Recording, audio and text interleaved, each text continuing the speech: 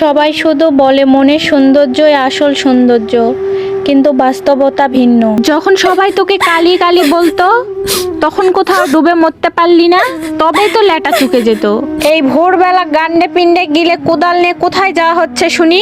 কিছুক্ষণ পর তোকে ছেলেপক্ষ দেখতে আসবে। এখানে 2টা শাড়ি দিয়ে গেলাম, এখান থেকে যেইটা তোকে সুন্দর লাগবে সেইটা পরবি।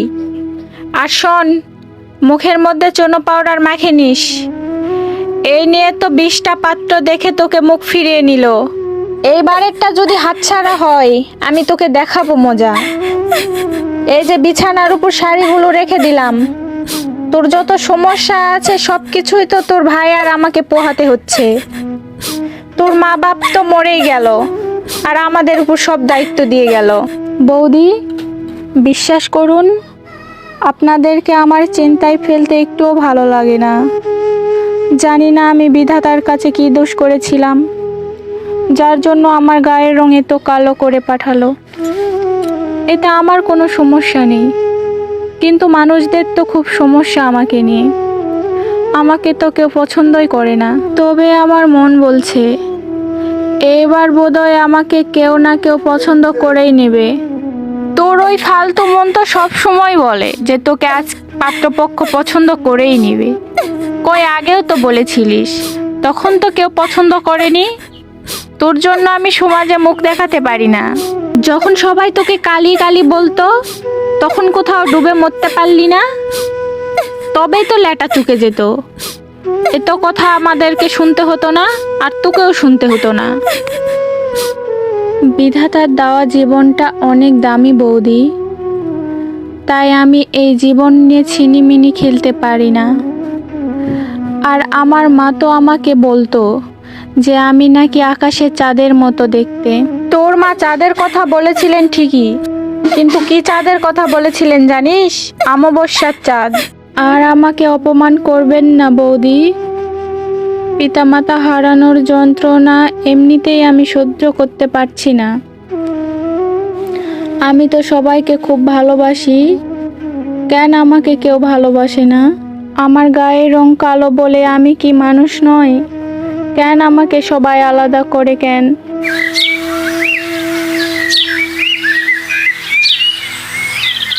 তা কতক্ষণ যে আমার সোনা পানা ছেলেকে নিয়ে বসে আছি, তা মেয়ে কোথায়? পাত্রীকে তো দেখতেই পাচ্ছি না।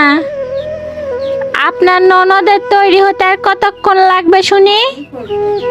আমাদের হাতে তো সময় নাই বাপু। পাত্রীকে একটু তাড়াতাড়ি আসতে বলুন, আমরা একটু দেখি। ওমা, আপনি কি দেখতে পাচ্ছেন না আমার সামনে যে বসে আছে? ওই তো আমার ননদ, আপনাদের পাত্রী। ওর গায়ের রংটা একটু চাপা, কিন্তু মনটা অনেক ভালো, কাজকর্ম দারুণ জানে। আপনাদের সব সময় মাথায় তুলে রাখবে, আমি কথা দিলাম। মানে ওইটা পাত্রী? ও মা গো, আমাকে কেউ ধরো গো, আমাকে কেউ বাঁচাও গো। এই মেয়ে তো কালি, একদম পাতিলের কালির থেকেও কালো।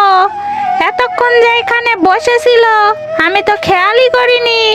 এই মেয়ে যে আমার ছেলের বউ হয়ে যাবে, তাহলে তো আমি লোক সমাজ আর মুখ দেখাতে পারবো না, বুঝেছেন? আপনাদের কত বড় সাহস! বলেছিলেন মেয়ের গায়ের রং একটু চাপা, কিন্তু এতটা কালো আমি তো কল্পনাও করতে পারিনি কখনো।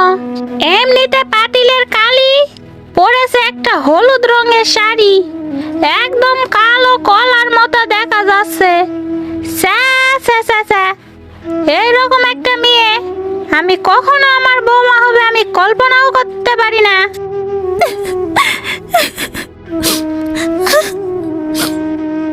আরে মাসিমা, দেখুন না ওকে আপনাদের ঘরের বউ করা যায় কি না?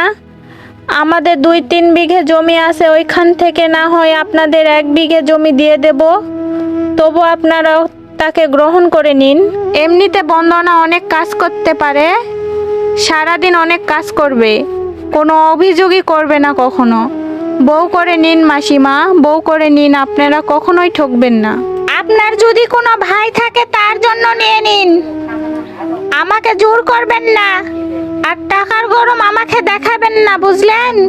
কিছু জমির জন্য আমি এই মেয়েকে নিয়ে যাই, তারপর সবাই আমার মুখে চুনকালি দিক। আহা মাসিমা, রাগ করবেন না। প্রথমে কিছুদিন লোকায় এইসব ওইসব বলবে, তারপর সব ঠিক হয়ে যাবে দেখবেন। প্রথম প্রথম সবাই একটু কুকথা বলবেই, তারপর সময়ের সাথে সাথে সব কিছু ঠিক হয়ে যাবে। আপনারা সবাই একটু শান্ত হন। আমি কারো বাড়িতে জোর করে বউ হয়ে যেতে চাই না। এই পৃথিবীতে বিয়ে মানেই কি সব? আমি বিয়ে করতে চাই না।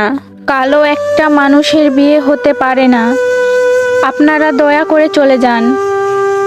আমাকে আপনার বাড়ির বউ করে তুললে মানুষ সে আপনাকে মন্দ কথা বলবে। যেখানে বাড়ির লোকেরাই আমাকে নানা কথা বলে, সেখানে তো আমি পরের বাড়ি যাব। দয়া করে আর আমাকে অপমান করবেন না। এই তো মেয়ে এইবার সোজা পথে কথা বলছে। যখন তুই জানিসই তোকে আমরা দেখে পছন্দ করব না, তাহলে তো দাদা বৌদিকে কেন বললি আমাদের আসতে? এমনিতেই তো পাতিলের কালি, তার উপর 2 নাম্বারি কথাবার্তা। তোকে আমরা বাড়ির বউ হিসাবে কেন, আমরা বাড়ির কাজের লোক হিসাবেও নিব না। আজ মা বাবা বেঁচে নাই তো, তাই সবার বোঝা হয়ে গেছি আমি। যদি তারা বেঁচে থাকতো তাহলে আজ আমাকে এত কথা শুনতে হতো না, কখনোই হতো না। যিনি আমাকে সৃষ্টি করেছেন তিনি হয়তো ভালোবেসে আমাকে সৃষ্টি করেছেন। সেখানে আপনার বা আমার কারোরই হাত নেই। চল রে বাবা গোপাল, এখান থেকে চল। এই মেয়ে কখনোই তোর যোগ্য নয়। ইস, কত সময় আমার নষ্ট করলো। এর থেকে তো ভালো ঘটক সাহেব আরেকজন পাত্রীকে দেখিয়েছিলেন, সেখানে যাওয়া উচিত ছিল। এই কালি, হয়েছে তো শান্তি তোর। এখন এখান থেকে যা, আমার সামনে তুই আর কখনোই আসবি না। মরে যেতে পারিস না? আমি হলে তো কবেই মরে যেতাম। কি একটা কালি জন্ম দিয়ে মরে গেল মা বাপটা।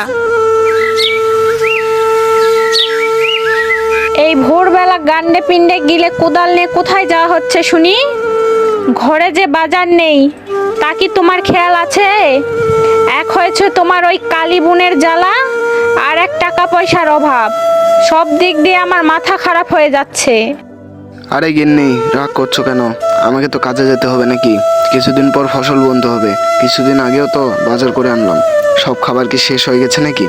আর ওই বন্ধুনার কথা আমাকে একদম বলো না। এমনিতেই আমার মেজাজ খারাপ হয়ে আছে। জানি না এই মেয়ের কবে বিয়ে হবে। বাবা মা যখন মারা গেল তখন ওকে সাথে নিয়ে যেতে পারলো না। ঘরের অর্ধেক খাবার তো তোমার বোনের পেটেই চলে যায়। সারাদিন 3 বেলা গান্ডে পিণ্ডে খাই আর ঢং ঢঙ্গিয়ে ঘুরে বেড়াই। কোনো কাজই তো তোমার বোনের হাতে নাই। আমি কি এখানে দাসী হয়ে এসেছি? সারাদিন তো বাহিরে থাকো, ঘরে যা ঝামেলা হয় আমাকেই পোহাতে হয়। তুমি কি বুঝবে কষ্ট কাকে বলে? আমাকে সম্মান দিয়ে কথা বলো। যদি বাইরে কাজ না করতাম, না খেয়ে মরতে এতদিন। কাজ করে 2টো খাবার আনছি বলেই খেতে পাচ্ছ, না হলে কোথা থেকে খেতে? আর বন্ধুনাকে তুমি একটু মানিয়ে নাও। কি আর করার আছে বলো? মেয়ে তো ফেলতে পারবো না। আমারও আর এ ঝামেলা ভালো লাগে না। এই নিয়ে তোমার বোনকে 21 জন পাত্র এসে দেখে গেল। সবাইকে লোভ দেখিয়েছি টাকার, কেউ তো তাকে স্বীকারই করে না। আমার মনে হয় কি জানো, ওকে বাড়ি থেকে তাড়িয়ে দেয়াই ভালো। তোমার যা ভালো মনে হয় তাই করো, আমার মাথা খারাপ করো না তো। আর তুমি ওকে তাড়িয়ে দিবে নাকি কোলে তুলে বসে থাকবে সেটা তোমার ব্যাপার। আমি এখানে কিছু বলবো না। আমি এখন কাজে যাচ্ছি, আসতে একটু দেরি হবে।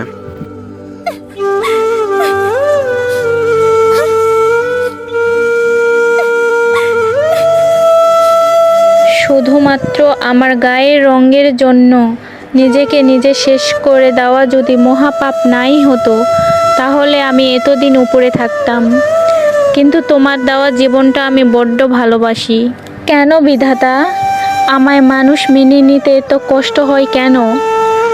আর যদি তাদের মতো আমি সুন্দরী হতাম, তাহলে সবাই আমায় কত ভালোবাসতো। এভাবে আর চলতে পারছি না বিধাতা। আমাকে তুমি আমার মা বাবার কাছে নিয়ে যাও। সবাই শুধু বলে মনের সৌন্দর্যই আসল সৌন্দর্য, কিন্তু বাস্তবতা ভিন্ন। সবাই উপরে সৌন্দর্যকেই প্রাধান্য দেয়। আমি আর পারছি না বিধাতা, আমি আর পারছি না। এবার একটা রাস্তা দেখাও আমাকে। বন্ধুরা, এই ছিল আমাদের কালো মেয়ে গল্পের পার্ট 1। যারা যারা পার্ট 2 চাও দ্রুত কমেন্টে জানাও আর আমাদের চ্যানেলটা সাবস্ক্রাইব করে বেল আইকন প্রেস করে রাখো।